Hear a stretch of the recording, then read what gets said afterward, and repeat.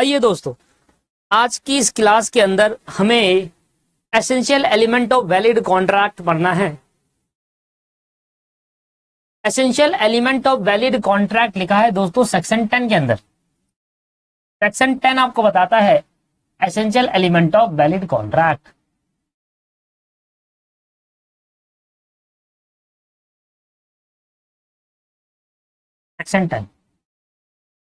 Section 10 में लिखा है कि essential element of valid contract क्या है।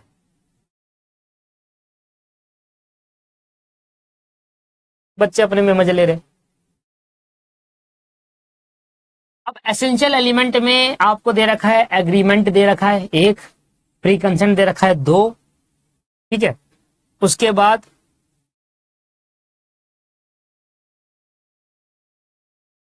हाँ, उसके बाद दे रखा है पार्टी आर कॉम्पिटेंट, मतलब capacity of party. 3 lawful consideration दे रखा है 4 intention to create legal obligation 5 agreement not expressly declare to be void 6 certain और capable of performance 7 legal formality 8 legality of object 9। Total आपको 9 पॉइंट दे रखे हैं। आइए 9 के 9 पॉइंट को आज ही इस क्लास के अंदर डिस्कस करेंगे। 9 के 9 पॉइंट को आज क्लास के अंदर डिस्कस करेंगे। आज ही इसी क्लास के अंदर हम 9 के 9 पॉइंट डिस्कस करेंगे। बट क्लास को स्टार्ट करने से पहले मैं आपको एक चीज बता दूं दोस्तों, जो हम ये 9 पॉइंट पढ़ रहे हैं ना, जो ये हम 9 पॉइंट पढ़ेंगे, इन 9 पॉइंट में चैप्टर समा हुआ है पूरा। जैसे कि फ्री कंसेंट एक चैप्टर है जो कि डिटेल में पढ़ना है। जैसे कि पार्टी आर कॉम्पिटेंट, ये कैपेसिटी टू पार्टी एक चैप्टर है। जैसे कि कंसीडरेशन एक चैप्टर है। ये सारे एक चैप्टर है। बेसिकली इसके अंदर 9 में से 7-8 एक चैप्टर है जो कि आगे जाकर आप डीपली पढ़ेंगे। तो अभी के लिए हम ऊपर ऊपर से पढ़ेंगे। ऊपर ऊपर से मतलब है कि ये एग्रीमेंट, इसका मतलब क्या होता है और इसका एक एग्जाम्पल, बस इतनी बातें अभी हम कवर करेंगे।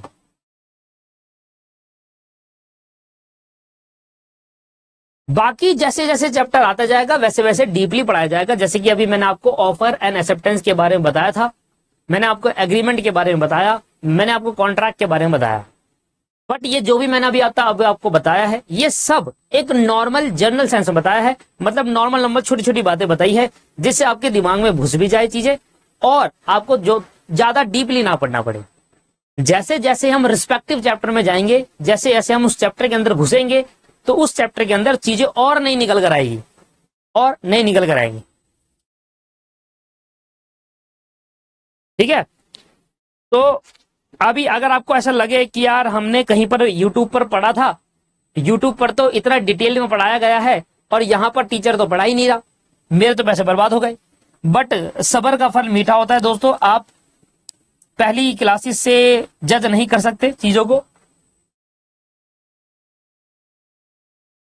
सर ये वॉइडेबल कॉन्ट्रैक्ट और वैलिड कॉन्ट्रैक्ट में डिफरेंस क्या है? क्योंकि सर दोनों में इन्फोर्सबिलिटी लॉ है ही है। भाई मैंने तो वॉइडेबल अभी पढ़ाया ही नहीं।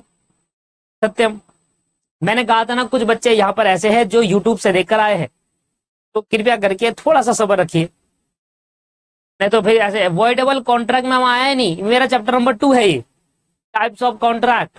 तो जब वहां आएगा मैं आपको पढ़ा दूंगा, तब यही डाउट दोबारा पूछ लेना मेरे से आप। तब आप ये डाउट पूछोगे ही नहीं, तब ये डाउट आप पूछोगे ही नहीं मेरे से। आ जाइए। क्यों नहीं पूछोगे? क्योंकि अभी आपको वो बातें पता ही नहीं। ये जो डाउट है ना, इसमें आपका कुछ पॉइंट मिस है। वो मिसिंग पॉइंट आपको धीरे धीरे समझ में आएगा। इसलिए मैं कह रहा हूं सबर का फल मीठा होता है।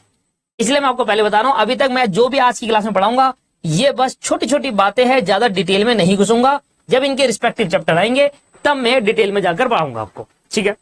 सबसे पहले essential element of valid contract. अब essential element of valid contract क्या होता है? कहता है कोई भी कॉन्ट्रैक्ट जब आप करते हो वो वैलिड तभी माना जाएगा जब ये सारे के सारे पॉइंट उस कॉन्ट्रैक्ट के अंदर होंगे। अच्छा, मान लेते हैं सर किसी कॉन्ट्रैक्ट के अंदर फ्री कंसेंट नहीं है, या किसी कॉन्ट्रैक्ट के अंदर पार्टी आर कॉम्पिटेंट नहीं है, ये वाला एसेंशियल एलिमेंट नहीं है, तो फिर वो कॉन्ट्रैक्ट वैलिड नहीं है। ये जो 9 मैंने एसेंशियल एलिमेंट लिखे हैं ना, ये 9 के 9 एलिमेंट के फीचर्स एक ही कॉन्ट्रैक्ट के अंदर होने चाहिए। मान लो आप और मैं मिले एक दिन, आपने कहा सर मेरे पास एक बाइक है, इलेक्ट्रिक बाइक, क्या आप वो खरीदोगे? मैंने कहा हाँ मुझे इलेक्ट्रिक बाइक की जरूरत है। आपने कहा सर, मैंने कहा कितनी की बेचोगे? तो आपने कहा सर 1 लाख रुपए दूं, 1 लाख रुपए की बेचूंगा, मैंने हाल ही में खरीदी थी पर मेरा इतना यूज नहीं हो रहा। मैंने कहा ठीक है मैं खरीदने को तैयार हूं 1 लाख रुपए की। तो मैंने आपको 1 लाख रुपए दिया और आपसे बाइक ले ली, हमारे बीच में कॉन्ट्रैक्ट हुआ। क्या ये कॉन्ट्रैक्ट वैलिड है क्या? आइए जानने की कोशिश करते हैं कि किसी भी टाइप के कॉन्ट्रैक्ट जब हम करते हैं, एक जनरल साइंस के अंदर, एक जनरल पब्लिक जब कॉन्ट्रैक्ट करती है, या जनरल सिनेरियो में देखा जाए, जब भी हम कोई कॉन्ट्रैक्ट करेंगे तो हमें क्या पता चलेगा क्या वो वैलिड कॉन्ट्रैक्ट है या नहीं है। अगर वो कॉन्ट्रैक्ट वैलिड हो या होना चाहिए, कब होना चाहिए वो कॉन्ट्रैक्ट वैलिड? जब उसके अंदर ये 9 एसेंशियल एलिमेंट सेटिस्फाई होंगे। किसी भी कॉन्ट्रैक्ट के अंदर जब ये 9 के 9 एलिमेंट होते हैं तो वो कॉन्ट्रैक्ट वैलिड होता है। अगर किसी कॉन्ट्रैक्ट के अंदर एक भी एसेंशियल एलिमेंट मिस हो गया तो फिर वो कॉन्ट्रैक्ट वैलिड नहीं है। एक भी मिस हो गया, सिर्फ एक, 9 के 9 में से 8 के 8 तो थे पर एक रह गया, तो वो वैलिड नहीं माना जाएगा कॉन्ट्रैक्ट।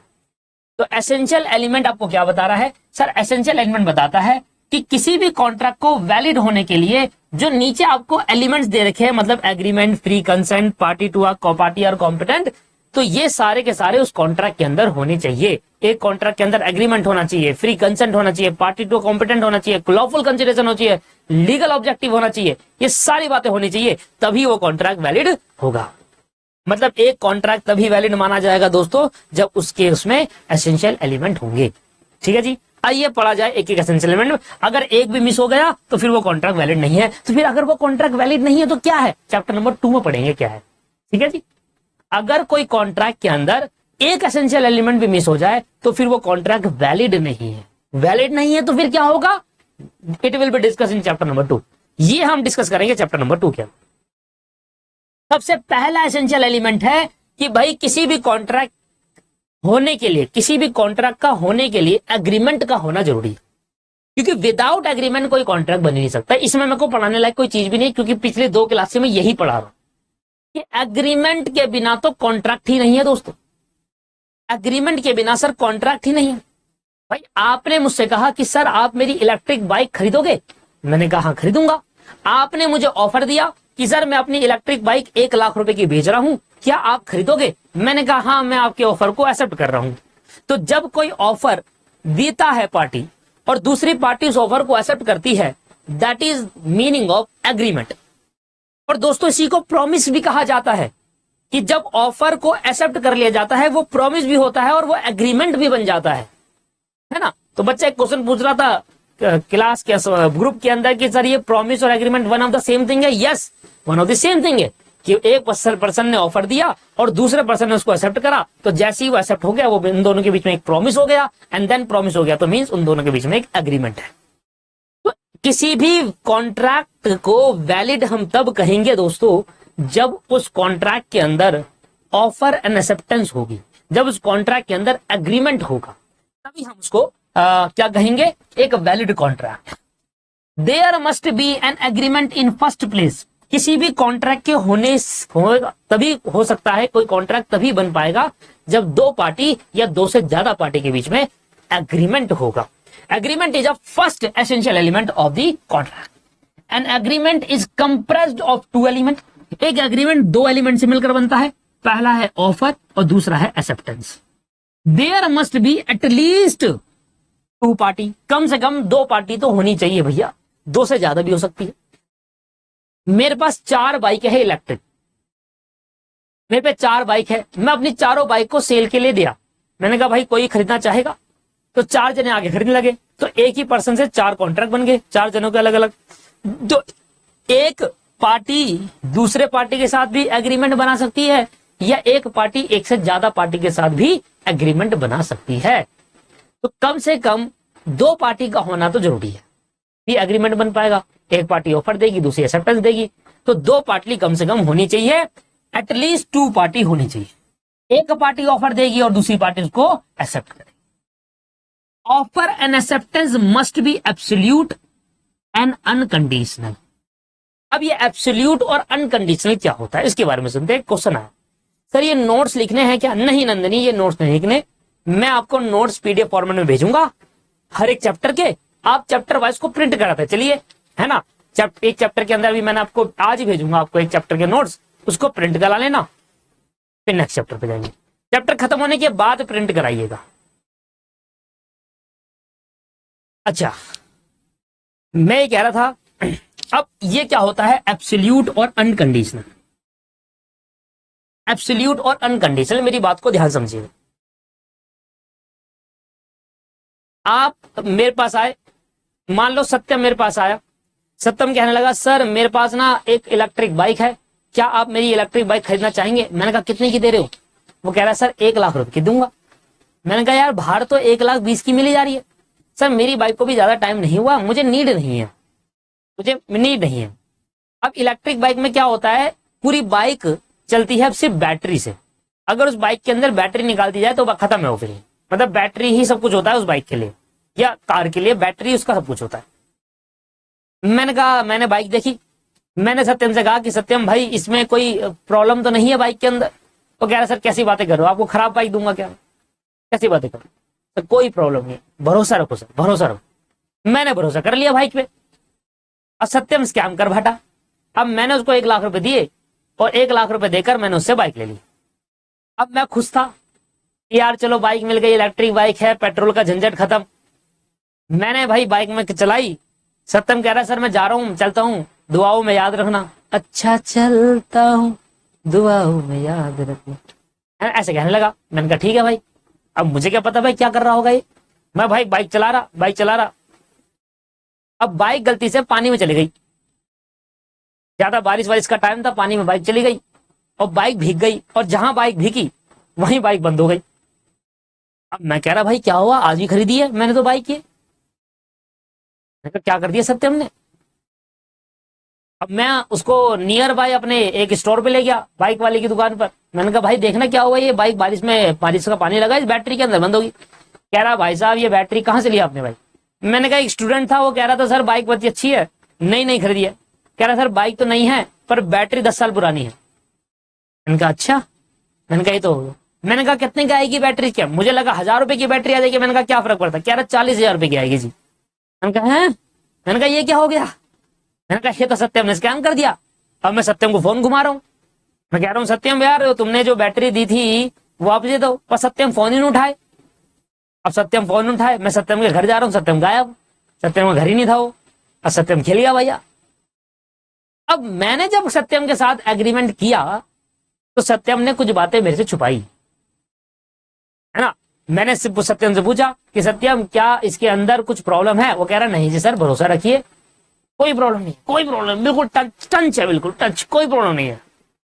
मतलब आपने 1,00,000 रुपए खर्च करे, 1,00,000 किलोमीटर चला लोगे आप उसको, इतना है, 1 रुपए 1 किलोमीटर क्या हो जाएगी, कोई प्रॉब्लम नहीं।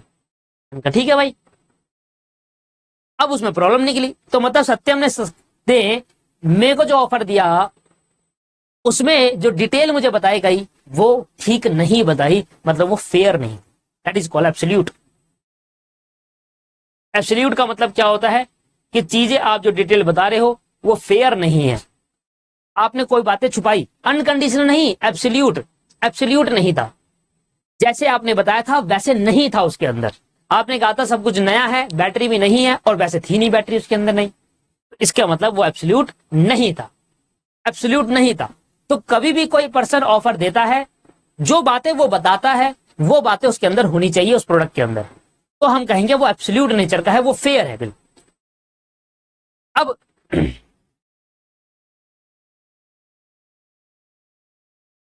ठीक है जी, एब्सोल्यूट मतलब समझ में आया। तो क्या कह रहा है कि जब ऑफर एंड एक्सेप्टेंस होगा वो एब्सोल्यूट होना चाहिए, मतलब जो भी बातें बताई जाएगी किसी प्रोडक्ट से रिलेटेड वो बातें उस प्रोडक्ट में होनी चाहिए। ऐसा नहीं कि आपने गलत बता दिया उसको और वो उस बेसिस पर उसने प्रोडक्ट खरीद लिया। मतलब एब्सोल्यूट होना चाहिए, अनएब्सोल्यूट नहीं होना चाहिए, ठीक है, एब्सोल्यूट होना चाहिए, फेयर रहनी चाहिए चीजें। अब दोस्तों ये अनकंडीशनल क्या है?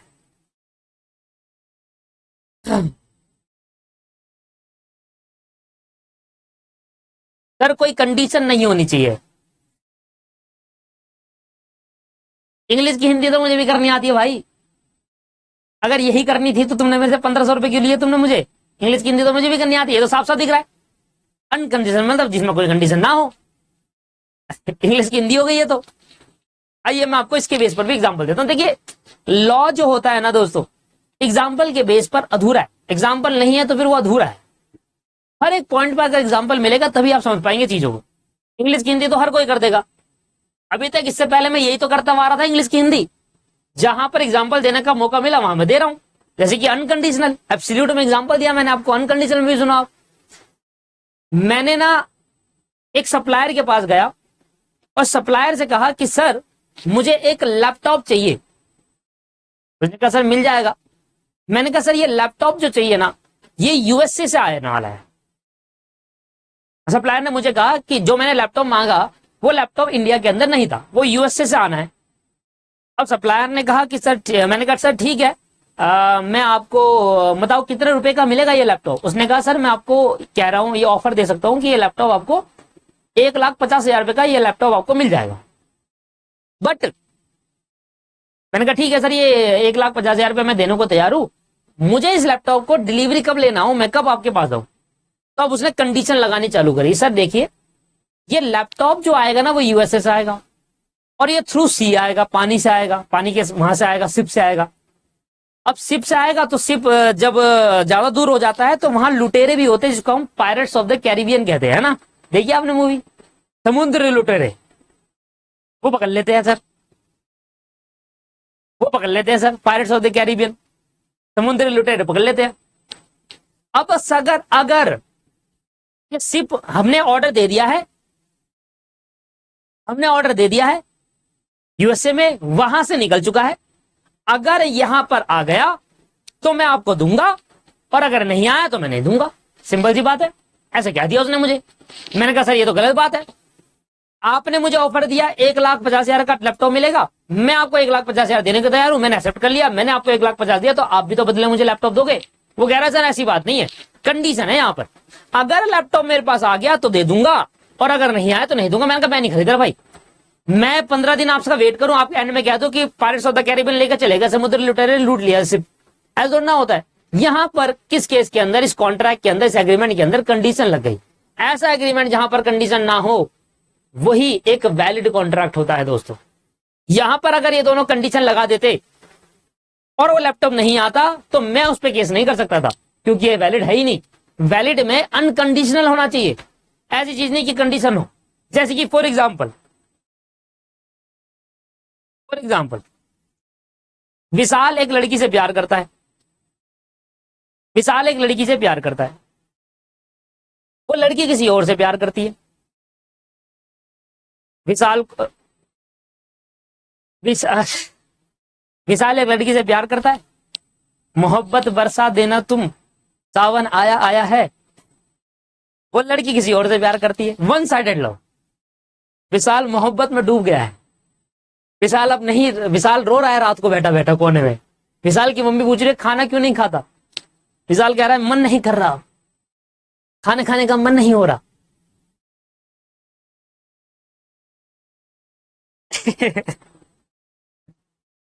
अब विशाल ने उस लड़की के पास गया, वो विशाल वन साइडेड लव वाली लड़की के पास, कह रहा है यार मैं तुमसे शादी करना चाहता हूं, मेरी सरकारी नौकरी है। ऐसे कहने लगा। अब लड़की कह रही नहीं नहीं नहीं नहीं, ऐसा थोड़ी ना होता है यार, सरकारी नौकरी है तो ऐसे थोड़ा ना होता है, मैं उन लड़कियों में से नहीं हूं जो सरकारी नौकरी वाले के पास चले जाऊंगी, तो बात ही नहीं होती, ऐसे तो बात ही नहीं है। तो विशाल कहने लगा जी प्रॉब्लम क्या, नहीं है सरकारी नौकरी, अच्छा लड़का हूं मैं, दिखने में भी अच्छा हूं, आने वाले टाइम में सीएम में भी बन जाऊंगा, तो सीएम में बन जाऊंगा। तो भाई अब लड़की कहने लगी देखो यार ऐसा है, मैं भी किसी से प्यार करती हूँ, मैं उससे चाहती हूँ शादी करना। विशाल गिड़गड़ाने लगा, पैर पकड़ लिए उसने लड़की के, यार मुझसे शादी कर लो, मुझसे शादी कर लो, मुझसे शादी कर लो, मुझसे शादी करोगी, भाई पैर पकड़ने लगा। अब लड़की कहने लगी एक ही शर्त पे करूंगी, जब मेरा उससे ब्रेकअप हो जाएगा तब। लड़की भी खेल गई, लड़की कह रही है मेरा अगर उससे ब्रेकअप होगा तब मैं तुमसे शादी करूंगी। मतलब विशाल ने ऑफर दिया, क्या तुम मुझसे शादी करोगी? लड़की कहने करी हाँ करूंगी, जब उससे ब्रेकअप हो जाएगा तब। That is conditional. ओ कंडीशन है भाई यहाँ पर, ये वैलिड नहीं है भाई, ये वैलिड कॉन्ट्रैक्ट थोड़ी ना है, यहाँ कंडीशन लग गई। ये अनकंडीशनल होना चाहिए भाई। उसने कंडीशन लगा दी, हाँ मैं करूंगी, बैकअप प्लान रख रही है लड़की अपने लिए, मैं करूंगी जब मेरा उससे ब्रेकअप हो जाएगा, मतलब वो जब ब्रेकअप होगा तब वो तुमसे शादी करेगी। That is called conditional agreement. ऐसे नहीं चलेगा जी, अनकंडीशनल होना चाहिए।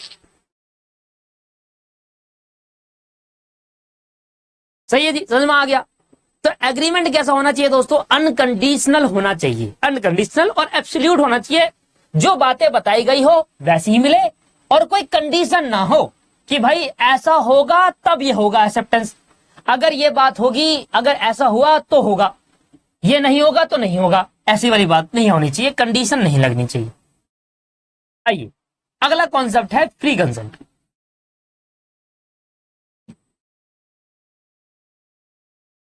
भाई एक दिन पवन और हर्ष दोनों दोस्त थे, दोनों जा रहे थे।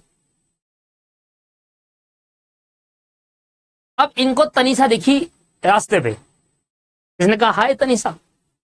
हर्ष और मैं पवन। ये पवन का झोंका तनीषा ने इग्नोर कर दिया, तनीषा इग्नोर कर दिया। तनीषा कह रही है कौन है ये, अरे मुझे क्यों हाई कर रहे हैं? अब इस बात को देखकर कि तनीषा ने इग्नोर कर दिया तो पवन और हर्ष दोनों गुस्सा आ गया। भाई ये ऐसे कैसे इग्नोर कर दिया भाई, ये तो हमें जानती थी ना। अब तनीषा इस बात पे सोच रही है कि यार ये कौन है, ये मुझे हाई कर रहे हैं। अब हर्ष और क्या कहते हैं क्या कहते हैं पवन, हर्ष और पवन अगले दिन निकले। तनीषा ना जनरल स्टोर से 500 रुपए की चॉकलेट लेकर आ रही थी बाहर। तनीषा कह रही आज तो चॉकलेट खाऊंगी मैं, ऐसे करके चाटूंगी मैं, ऐसे करके ऐसे करके चाटूंगी करके, आज मैं चॉकलेट खाऊंगी, मतलब अगर हाथ में लग जाए ना चाट जाऊंगी, हाथ चाट जाऊंगी मैं। अब हर्ष और पवन इस बात से गुस्सा थे कि यार उसने इग्नोर कैसे कर दिया। अब ये निकल रही थी तनीषा कि आज जीने का मजा है, ऐसे करके निकल रही। अब भाई हर्ष और क्या कहते हैं पवन पहुंचे, इसके पीछे पीछे जा रहे, तनीषा आगे आगे, हर्ष और पवन पीछे पीछे। पवन ने कहा हर्ष को आज इससे चॉकलेट छीनते। हर्ष कह रहा कैसे? कह रहा मेरे को देख ऐसे। ये दोनों तनीषा के सामने खड़े हो गए, हर्ष और पवन। पवन कहने लगा कि तनीषा पहचाना हमें, हम वही क्लास में थे जो एक साथ पढ़े थे, दीपक क्लासेस में पढ़े थे, नहीं याद नहीं, फाउंडेशन लेवल पर। अच्छा तुम हो क्या बेवकूफ? अब हर पवन का दिमाग खराब हो गया, बेवकूफ बोल दिया भाई, हर ससुरा कोने में जाकर चल बेवकूफ बोल दिया। अब पवन गुस्सा आ गया। अब पवन ने देखी पवन ने देखी इसके हाथ में चॉकलेट बड़ी सी 500 रुपए वाली, क्या इसे छीन लूंगा मैं अब ये छीन लूंगा। हर्ष कह रहा है जा लड़की ने बेवकूफ बोल दिया, तेरी बस की कुछ नहीं है ये वो। पवन गुस्सा आ गया। पवन कह रहा अभी चॉकलेट चाहिए मुझे। ऐसे कैसे दूंगी तेरे को चॉकलेट, हाथ लगा के दिखा। अब पवन कहने लगा कि भाई ये चॉकलेट मुझे चाहिए, 5 रुपए दूंगा इसके बदले में, चॉकलेट चाहिए मुझे अभी, मैं 5 रुपए दूं, 5 रुपए ही है मेरे पास मेरी जेब में, चॉकलेट तो मैं लूंगा अभी, चॉकलेट दे 5 रुपए लो। यार ऐसा है कान के नीचे पड़ गया ना झपटा, कान के नीचे झपटा पड़ गया ना, अभी घूम जाएगा पूरी दुनिया एक ही बारी में। अब पवन का दिमाग खराब हो गया और कह रहा यार ज्यादा नहीं हो रहा ये, और हर सेम हंस रहा साइड में बैठा बैठा।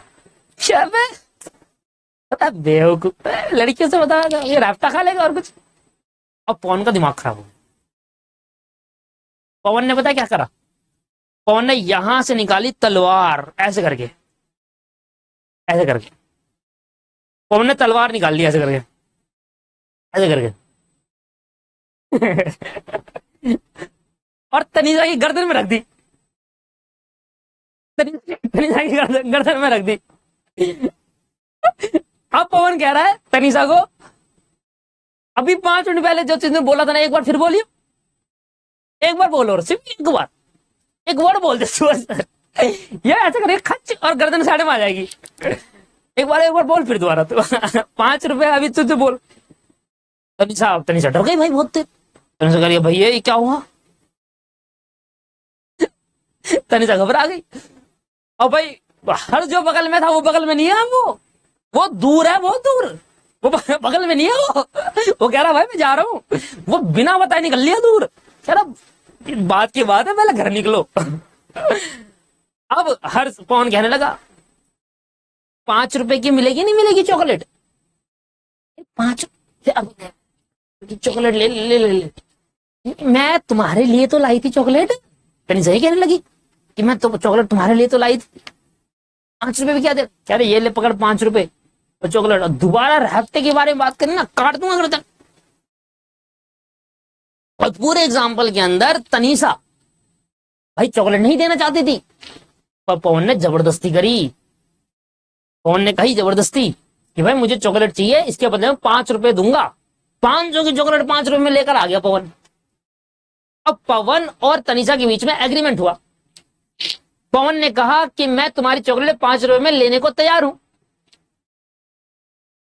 पवन ने कहा कि तनीसा से मैं तुम्हारी चॉकलेट 5 रुपए की लेने को तैयार हूं। तनीसा कह रही मैं नहीं दूंगी, तलवार निकाल के सामने रख दी। तनीसा कह रही दे दूंगी, 5 रुपए क्यों दे रहा है, ले दे दो 5 रुपए, ठीक है। अब तनीसा नहीं चाहती थी चॉकलेट देना बस, तो पर तनीसा ने दिया, मजबूरी, उसकी इच्छा नहीं थी देने की तो दिया।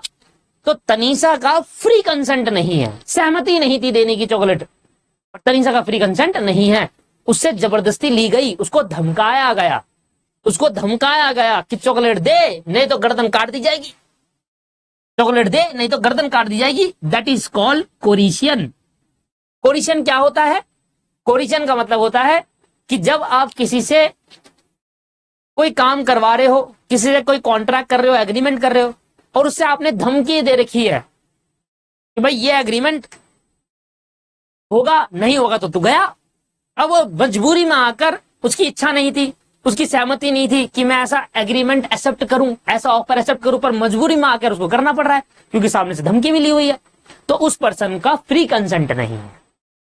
और अगर आपका फ्री कंसेंट नहीं है, फ्री कंसेंट का मतलब क्या है कि आप अपनी इच्छा से उसको बेचना चाहते। मेरे पास आता है पवन, कहता है सर ये पैनल चाहिए मुझे, मैंने कहा मैं नहीं दूंगा। पवन ने यहां से तलवार निकाल रहा था ऐसे करके, मैंने तलवार यूं ही पकड़ ली और उसकी गर्दन में लगा दी। मैंने कहा आप बोल, क्या बोल रहा था? कुछ बोल रहा था तू? तो ऐसे केस के अंदर सहमति होनी चाहिए ना। पवन कह रहा है सर मैं तलवार थोड़ा निकाल रहा था, सर मैं ये पैनल की बात कर रहा हूँ, ये मुझे चाहिए, कितने में दोगे आप? मैंने कहा 2 लाख रुपए में दूंगा। कह रहा ठीक है सर 2 लाख में लेने को तैयार हूं। तो अब उसकी सहमति है, वो खुशी ले रहा है कि हाँ यार मैं 2 लाख रुपए की आपका ये पैनल लेने को तैयार हूं और मैं बेचना चाहता हूँ। यार वो कह रहा है कि भाई मैं अपनी इलेक्ट्रिक बाइक बेचना चाहता हूँ। मैंने कहा मैं खरीदना चाहता हूँ। भाई यहाँ पर दोनों की सहमति है ना, और दोनों की सहमति है, मर्जी से, किसी के दबाव में आके नहीं खरीद रहा है ना, कोई दबाव नहीं है, गलती से नहीं खरीदा, किसी ने गुमराह नहीं करा, किसी ने धमकी नहीं दी, किसी ने फ्रॉड नहीं करा, किसी ने ऐसा इन्फ्लुएंस नहीं करा। ये सारी बातें दोस्तों डिटेल में करेंगे। Coercion, undue influence, fraud, misrepresentation, mistake, एक चैप्टर है फ्री कंसेंट के नाम का, उसमें 5 मोस्ट इंपॉर्टेंट पॉइंट है यही वाले, coercion, undue influence, fraud, misrepresentation, mistake. ये 5 पॉइंट हम डिटेल में पढ़ेंगे। बट अभी के लिए समझिए कि अगर कोई ऐसा एग्रीमेंट किया गया है, ऑफर हुआ, एक्सेप्टेंस हुई, जहां पर एक पार्टी सहमत नहीं थी पर मजबूरी में आकर उसको ऐसा करना पड़ा, तो उस पार्टी का फ्री कंसेंट नहीं है। मतलब उन पार्टी में फ्री सहमति नहीं है, मतलब उसने कंसेंट जो दिया, अपनी जो सहमति दी, वो फ्री नहीं थी, फ्रीली माइंड नहीं था उसका, दबाव में आकर दी उसने, उसको कहते हैं free consent, not free consent. तो किसी भी पार्टी, कोई कॉन्ट्रैक्ट है उसमें दो पार्टी आपस में एग्रीमेंट कर रही है, एक ऑफर दे रही है दूसरी एक्सेप्टेंस कर रही है, पर दोनों पार्टी का फ्री कंसेंट होना चाहिए, किसी के दबाव में आकर ऑफर ना दिया जाए या किसी में दबाव में आकर एक्सेप्टेंस नहीं की जाए।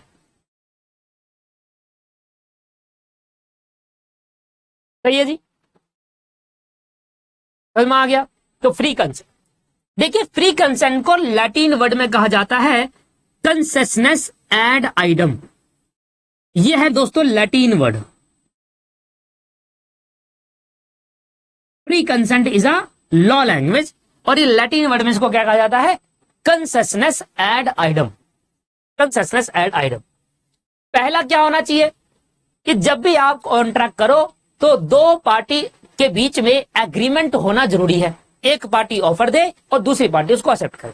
अच्छा, तो ऑफर देने वाली पार्टी है वो दबाव में आकर ऑफर ना दे, वो किसी की धमकी में आकर इन्फ्लुएंस होकर ऑफर ना दे, गलती से फ्रॉड ना करे, और जो एक्सेप्ट करने वाली पार्टी है वो भी किसी के दबाव में आकर एक्सेप्ट ना करे। और जब दोनों पार्टी किसी के दबाव में आकर काम नहीं करी, अपनी इच्छा से ऑफर दे रही है, मतलब वो फ्री कंसेंट है, तो फिर वो वैलिड है। तो फिर वो वैलिड है। बताइए सर, समझ में आ गया नहीं आया? क्लियर है? कोई प्रॉब्लम है यहां तक?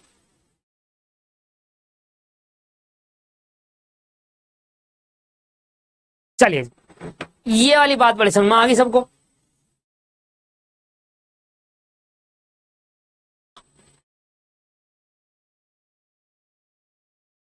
अच्छा, कोई प्रॉब्लम नहीं है, बढ़िया समझ में आ गया।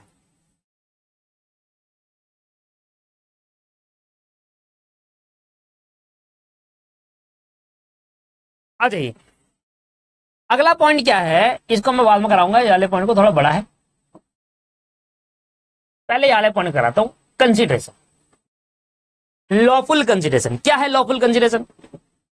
भाई मान लेते हैं, देखो कंसिडरेशन का मतलब होता है समथिंग इन रिटर्न। भाई आप मुझसे कह रहे हो कि सर मैं अपना पेन बेचना चाहता हूं, क्या आप खरीदोगे? मैंने कहा कितने में बेचोगे? कह रहे 100 रुपए में बेचूंगा। मैंने कहा ठीक है, मैं खरीदने को तैयार हूं। हमारे दोनों के बीच में हमारी खुद की सहमति थी, एग्रीमेंट हुआ, आपने ऑफर किया, मैंने एक्सेप्टेंस दी। अब देखो आप मुझे क्या दे रहे हो बदले में? आप मुझे क्या दे रहे हो? पेन दे रहे हो सर। मैं उसके बदले में आपको क्या दे रहा हूं? सर पैसे दे रहा हूं। तो दोस्तों क्या हुआ, यहां पर एक पार्टी ए है, एक पार्टी बी है। ए ने बी से कहा क्या तुम मेरी कार खरीदोगे? उसने कहा हाँ मैं खरीदने को तैयार हूं। उसने कहा कितने की बेचोगे? उसने कहा 1 लाख रुपए। कह रहा मैं खरीदने को तैयार हूं, मैं एक्सेप्ट कर रहा हूं आपका ऑफर। अब ए ने कार देगा नहीं देगा? ए अपनी कार देगा बी को, और बी उसके बदले में क्या देगा? 1 लाख रुपए देगा। देगा नहीं देगा? सर ए के लिए 1 लाख रुपए उसका कंसिडरेशन है। ए के लिए क्या है उसका कंसिडरेशन? 1 लाख रुपए। जब मैं कुछ दे रहा हूं तो बदले में जो मिल रहा है वो कंसिडरेशन हुआ। बी ने 1 लाख रुपए दिए तो बदले में क्या मिली? कार। तो कार एक कंसिडरेशन है, किसके लिए? बी के लिए। कुछ देने के बदले में जब कुछ आएगा दैट इज कॉल्ड कंसिडरेशन। मैं कुछ दे रहा हूं और बदले में मुझे कुछ मिलेगा, उसको क्या कहेंगे? कंसिडरेशन कहा जाएगा। तो कंसिडरेशन क्या है? Consideration is something in return. Consideration has defined in a price paid by one party for the promise of other party. एक पार्टी कह रही है कि भाई आपको 1 लाख रुपए देने होंगे मेरी कार के बदले। बी कह रहा है ठीक है सर, मैं आपको 1 लाख रुपए दे रहा हूं, आप मुझे कार दे दो। तो ए को मिले 1 लाख रुपए कार के देने के बदले, और बी को कार मिली 1 लाख देने के बदले। तो ए को जो पैसे मिले वो ए के लिए कंसिडरेशन है, और बी को जो पैसे मिले वो बी के लिए, बी को जो कार मिली वो बी के लिए कंसिडरेशन है। तो कंसिडरेशन क्या होना चाहिए? लॉफुल होना चाहिए। अब ये लॉफुल का मतलब क्या हुआ? लॉफुल मतलब अनलॉफुल नहीं होना चाहिए। फॉर एग्जाम्पल ए कह रहा है कि भाई मेरे पास एक AK-47 है, मैं इसको बेचना चाहता हूं, बताओ कितने की लोगे? वो कह रहा 2 लाख रुपए की लूंगा। कह रहा ठीक है। तो ए ने कहा मैं अपनी AK-47 आपको 2 लाख की बेचूंगा। बी कह रहा है ठीक है। अब ए ने बी को दिया AK-47 और बी ने दे दिया ए को 2 लाख रुपए।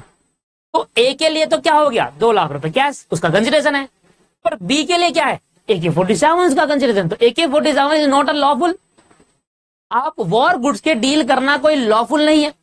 अब बंदूक बेचना, उसका बारूद या उसकी गोलियां पिस्टन जो भी होता है AK-47, इसको बेच लेन देन मतलब वॉर गुड जो भी होते हैं उनको लेन देन नहीं कर सकते आप, उनको खरीद बेच नहीं सकते, है ना। ये सब बेचना बेकार है, गलत है, अनलॉफुल है, इसलिए आपका कंसिडरेशन लॉफुल होना चाहिए। लॉफुल का मतलब आया कि ए के लिए तो 2 लाख रुपए कैश आया, पर बी को मिला AK-47, तो AK-47 की डीलिंग करना, वॉर गुड्स की डीलिंग करना एक लॉफुल कंसिडरेशन नहीं होता। फॉर एग्जाम्पल, एक और एग्जाम्पल सुनो। भाई मैंने कहा कि मैं तुम्हारी कार खरीदूंगा, कितने की बेचोगे? आपने कहा सर 1 लाख रुपए की दूंगा। मैंने कहा ठीक है, आप मुझे अपनी कार दो, मैं आपको 1 लाख रुपए देता हूं। अगले दिन आप अपनी कार लेकर आए, अपनी कार मेरे गैराज में रख दिया आपने। मैंने आपसे कहा कि मैं आपको पैसे शाम को भेजता हूं। आपने कहा ठीक है सर कोई बात नहीं, शाम को भेज देना। शाम को मैंने आपको 1 लाख रुपए में 4 जीरो कम करके भेजा। अब 1 लाख में 4 जीरो कम कर देंगे तो 10 रुपए गए, आपको 10 रुपए दे दिए। आप कहने लगे सर आपने कितने भेजे? मैंने कहा 1 लाख रुपए। सर मुझे इसमें 4 जीबी कम लग रही है। मैंने कहा तुम लगा लो। मैंने कहा वो 4 जीरो तुम लगा लो, हो जाएंगे। सर नहीं सर ये तो इसका प्राइस है ही नहीं जी सर, 2 लाख रुपए की 1 लाख रुपए की कार है, आप 10 रुपए दे रहे हो, कह रहे हो फिर 4 जीरो तुम लगा लो, ऐसे थोड़ा ना होता है सर। 10 तो 10 रुपए हुए ना। वो कह रहा है जी नहीं जी मेरे लिए तो 1 लाख रुपए यही होता है, मैं तो 10 के पीछे 4 जीरो लगाता हूँ, मेरे लिए वो 1 लाख रुपए बन जाता है, वही है। सर नहीं सर 1 लाख की बात हुई थी, हमारे बीच में प्रॉमिस हुआ था कि आप मुझे 1 लाख रुपए दोगे। तो देखना the price paid by one party for the promise of other party. Other party ने कहा था 1 लाख रुपए दो, तो आपको 1 ही लाख देने होंगे, 10 रुपए थोड़ा दोगे। 10 रुपए कोई कंसिडरेशन थोड़ी ना है। इसका मतलब ये थोड़ी ना है कुछ लेने के बदले में कुछ दे रहा हूं तो वो कंसिडरेशन हो गया, समझ लो आप। अभी मैंने आपको एक लाइन बोली कि कंसेशन मतलब जब आप कुछ दोगे तो बदले में कुछ लोगे भी, है ना। तो आपने कार ली, बदले में क्या दिया? 10 रुपए। आप कह रहे हो दिस इज कंसिडरेशन। भाई मैंने कार ली तो बदले में 10 रुपए दे तो रहा हूं, वैलिड कंसिडरेशन होना चाहिए दोस्तों। ऐसा थोड़ी ना कि कार की वैल्यू है 1 लाख रुपए, आप दे रहे हो 10 रुपए, वो कंसिडरेशन थोड़ी ना होगा, वैलिड कंसिडरेशन होना चाहिए। तो कह रहा है कि समथिंग इन रिटर्न तो ठीक है, जब आप कुछ बदले में दोगे तो लोगे भी, पर वो वैलिड होना चाहिए, लॉफुल होना चाहिए। ऐसा तो ना कि 1 लाख की कार के बदले में आप 10 रुपए दे रहे हो और फिर ये कह रहा हूं ली है, कुछ आया बदले में जो दे रहा हूं दे भी तो रहा हूं 10 रुपए, कुछ लेने के बदले में कुछ देना, कंसिडरेशन लॉफुल नहीं है फिर वो 10 रुपए देना। बताइए सर, समझ में आया? क्लियर हो गया? That is called lawful consideration. अब मैंने आपको बालपर वर्सेस बालफल का केस कराया था। क्या कहा था उस वाइफ केस के अंदर? मैंने कहा था 2 हस्बैंड वाइफ थे, मिस्टर बालपर और मिसिस बालपर। साइलेंट श्रीलंका में रहते थे, सिलोन करके एक जगह है श्रीलंका में। वो अपना हॉलिडे विजिट करने इंग्लैंड पहुंचे। किसी कारणवश मिसिस बालपर की तबीयत खराब हो गई और मिस्टर बालपर ने कहा कि मैं वापसी जा रहा हूं, अभी तुम वहीं ठहरो और तुम्हारे जो मेंटेनेंस का खर्चा है सारा मैं आपको उसके लिए 30 पाउंड भेजूंगा। इन बात पे एग्री हो गए। अब मुझे बताओ, जब ये इस बात पे एग्री हुई मिसिस बालपर, तो मिसिस बालपर क्या इस इंटेंशन में थी अगर नहीं भेजे तो केस कर दूंगी? बताओ, कोई वाइफ अपने हस्बैंड के लिए ऐसा सोचेगी कि अगर 30 रुपए 30 पाउंड नहीं भेजे तो केस कर दूंगी मैं? तो ऐसा तो नहीं सोचेगी। तो जब ये एग्रीमेंट हो रहा था उनके बीच में, तो इनकी इंटेंशन ये थी, लीगल ऑब्लिगेशन है भाई, अगर तूने 30 पाउंड नहीं दिए तो मैं तो केस कर दूंगी भैया। ऐसा तो नहीं होता हस्बैंड वाइफ में, घर की बातों में ऐसे नहीं होता। अब पापा ने एक दिन दारू पी, तुम्हारे फादर ने एक दिन पी के बैठे थे। अब तुम क्या कह रहे हो कि पापा यार मतलब गिफ्ट नहीं देते यार आप, यार मुझे आप पापा एक बाइक तो ला कर दिलाओ। पापा कह रहे हो कौन सी चाहिए तेको, कौन सी बाइक चाहिए? कह रहा पापा ये जो नई आई है ना, मतलब 150 सीसी की या 200 सीसी की सर, KTM ड्यूक वगैरह दे दो सर, बढ़िया बाइक है, मतलब ये KTM चाहिए। कह रहा है अच्छा KTM चाहिए। अब पापा रे दारू पी हुई थी, पापा कहने लगे KTM बाइक तेको दिला दूंगा अगर तू CM फाउंडेशन पास कर गया। तो आपने CM फाउंडेशन पास कर दिया। अब पापा ने कहा कि CM फाउंडेशन पास कर दोगे तो आपको KTM बाइक मिल जाएगी, और आपने CM फाउंडेशन पास कर दिया। अब जब आपके और पापा के बीच में एग्रीमेंट बना तो आपने ये सोचा था अगर बाइक नहीं मिली ना केस कर दूंगा। हाँ, तो ये सोचा जो तो अपने माइंड में सोचा था उसको अपने माइंड में ही रखना। अगर गलती से आपके मुंह से निकल गया, वही मुंह पर आएगा, भटाक करेंगे और वैसे ही घुस जाएगा अंदर। समझ रहे हो आप? Power of common man. तो जब आप अपने घर में ऑफर एक्सेप्टेंस की बात करते हो तो आपका इंटेंशन ऐसा नहीं होता कि अगर ये वाली बात नहीं हुई तो मैं तो केस कर दूंगा भाई, है ना। पापा ने अगर कार नहीं बाइक नहीं दिलाया तो मैं तो पापा पे केस कर दूंगा, पापा वहीं पेल देंगे तुम्हें, भैया पेले जाओगे बहुत बुरा, वहीं पेल देंगे। दूर की बात है बाइक तो साइकिल भी नहीं दिखाएंगे जिंदगी में। अगर ये बोल दिया कि कार नहीं दिलाया केस कर दूंगा मैं, करके ऐसे, समझ रहा। तो यहां पर जब दो पार्टी आपस में एग्रीमेंट या ऑफर एक्सेप्टेंस की बात होती है और दोनों पार्टी के इंटेंशन ये नहीं है एग्रीमेंट करते टाइम कि अगर भाई तूने ये नहीं दिया ना तो मैं तो केस कर दूंगा भाई तेरे, अगर तुमने ये नहीं करा तो मैं तो केस कर दूंगा, तूने अपनी ऑब्लिगेशन पूरी नहीं करी मैं केस कर दूंगा, ऐसी इंटेंशन नहीं रखी थी, तो उस केस के अंदर भी वो कॉन्ट्रैक्ट नहीं है, फिर वो वैलिड कॉन्ट्रैक्ट नहीं है।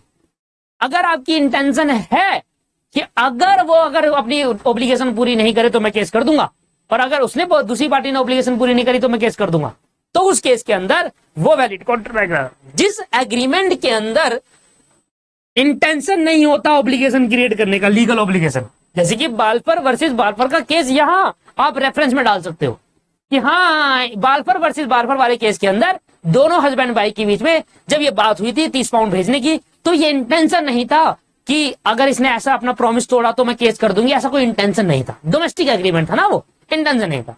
तो जिस एग्रीमेंट में इंटेंशन ना हो यार अगर ये नहीं भी देगा तो मैं कुछ नहीं करूंगा, कोई बात नहीं चलो हो गया, तो फिर वो वैलिड कॉन्ट्रैक्ट है। वैलिड कॉन्ट्रैक्ट तभी माना जाएगा जब उन दो पार्टी के बीच में लीगल ऑब्लिगेशन होगा, मींस इनफोर्सिबिलिटी होगी, तभी हम वैलिड कॉन्ट्रैक्ट मानेंगे।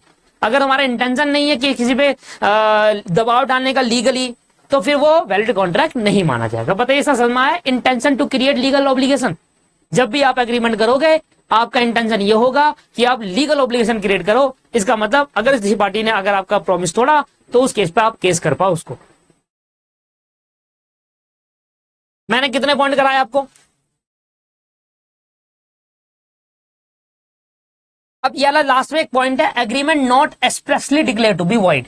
ये वाला पार्ट मैं आपको बाद में सिखाऊंगा, एक चैप्टर और आएगा, चैप्टर नंबर जो हमारा 4 है, उस 4 पॉइंट चैप्टर के अंदर हम ये वाला पॉइंट सीखेंगे। तब आपको यहां का रेफरेंस दूंगा और आपको ये बोलूंगा कि सेक्शन 10 में जब मैं एसेंशियल एलिमेंट पढ़ा रहा था तो मैंने आपको ये छुड़वाया था, agreement not expressly declare to be void. कुछ ऐसे एग्रीमेंट होते हैं जो लॉ द्वारा कहा गया है ये वैलिड है ही नहीं।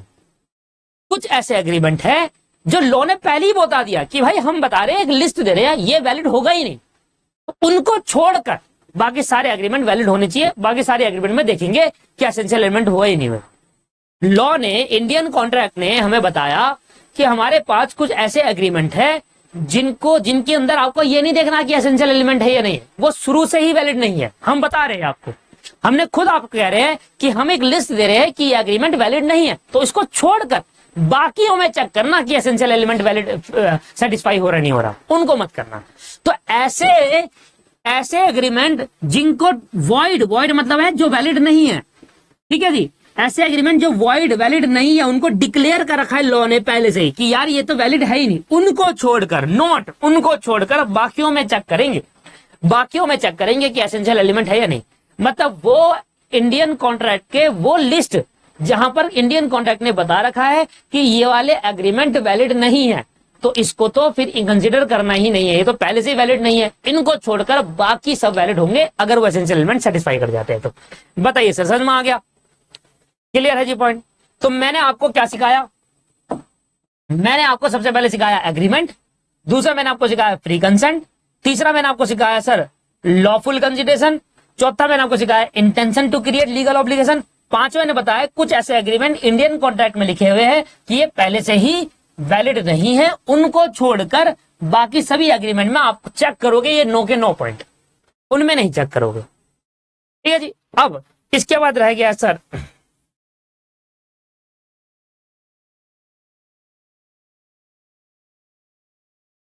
तीन चार पॉइंट रह गए, ये अभी नहीं हो पाएगा क्यों, बड़े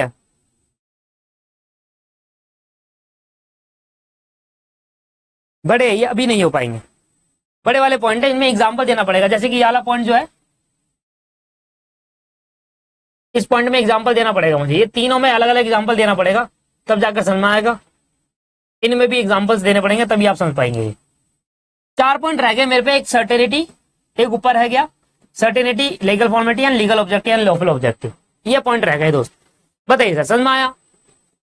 सबसे पहले क्या है? Agreement, free consent, lawful consideration, intention to create legal obligation, agreement not expressly declare to be void, ये 5 हमने पढ़े। आगे हमें पढ़ना है इंटेंशन वाला पॉइंट ये है कि आर्यन, अगर आप मेरे से कॉन्ट्रैक्ट कर रहे हो कि सर आओ सर जरा पार्टी, आज मेरा बर्थडे है, मैं पार्टी देता हूं आपको, आपको मेरे बर्थडे पे आना है। मैंने कहा ठीक है मैं आऊंगा, मैं प्रॉमिस करता हूं, और मैं किसी काम की वजह से नहीं आया, तो क्या आप मेरे पे केस कर दोगे क्या? कि आपकी बर्थडे पार्टी में नहीं आया तो इस वजह से आप मेरे पे केस कर दोगे? नहीं करोगे ना। आपका इंटेंशन था कॉन्ट्रैक्ट बनाते टाइम कि अगर सर नहीं आएंगे तो मैं तो केस कर दूंगा, नहीं था ना इंटेंशन? हाँ, तो फिर ये वैलिड कॉन्ट्रैक्ट नहीं है। किसी भी कॉन्ट्रैक्ट के अंदर ये एक इंटेंशन होना चाहिए कि अगर उसने अपना प्रॉमिस तोड़ा तो मैं उस पर केस कर सकूं। ये मेरी इंटेंशन है पहले से ही कि भाई तूने प्रॉमिस तोड़ेगा तो मैं केस कर दूंगा। फॉर एग्जाम्पल, आप एक कार लेने जाते हो, कार के पैसे आपने डाउन पेमेंट पे कर दी, सब कुछ पे कर दिया, सब कुछ डॉक्यूमेंट दिखा दिया, अब कार वाला कह रहा है कि हम नहीं दे पाएंगे कार, तो आप केस करोगे नहीं करोगे? उस पर करेंगे केस पे। हमारा इंटेंशन पहले से यही है कि भाई तू अपनी ड्यूटी पूरी कर, हमने तो अपनी ड्यूटी पूरी कर दी।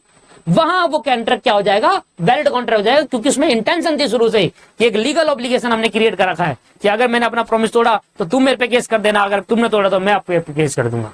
और बताओ कोई प्रॉब्लम है क्या?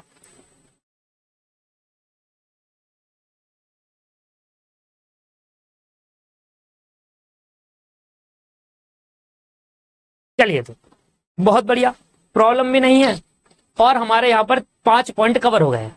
नेक्स्ट क्लास के अंदर फर्दर 4 पॉइंट भी कवर करेंगे और हमारा पहला चैप्टर कंप्लीट हो जाएगा। पहला चैप्टर हमारा कंप्लीट हो जाएगा। इसके बाद हम सेकंड चैप्टर पे चलेंगे। सेकंड चैप्टर हमारा 2 क्लास का है। सेकंड चैप्टर में 2 क्लास लगी है। शुरुआत में क्लास छोटी छोटी इसलिए हो रही है क्योंकि अभी मुझे आपका बेस क्रिएट करना है। मैं इकट्ठा आपको बहुत सारा पढ़ा दूंगा तो होश पोच हो जाएगा, सारा दिमाग में बैठेगा नहीं कोई चीज, इसलिए शुरुआत की क्लास हमेशा छोटी रखता हूं मैं।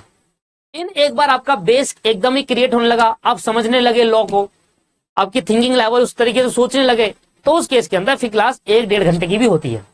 ठीक है जी, चलिए आज की क्लास को यही समाप्त करते हैं। नेक्स्ट क्लास में मिलेंगे और फर्दर 4 पॉइंट पढ़ के इस चैप्टर को खत्म। नेक्स्ट क्लास भी छोटी होगी क्योंकि 4 पॉइंट बचे हैं, आधे 1 घंटे में खत्म हो जाएगी, वो भी आधे 1 और 45 मिनट। नेक्स्ट क्लास में मिलते हैं दोस्तों, धन्यवाद, bye bye, take care, have a nice day.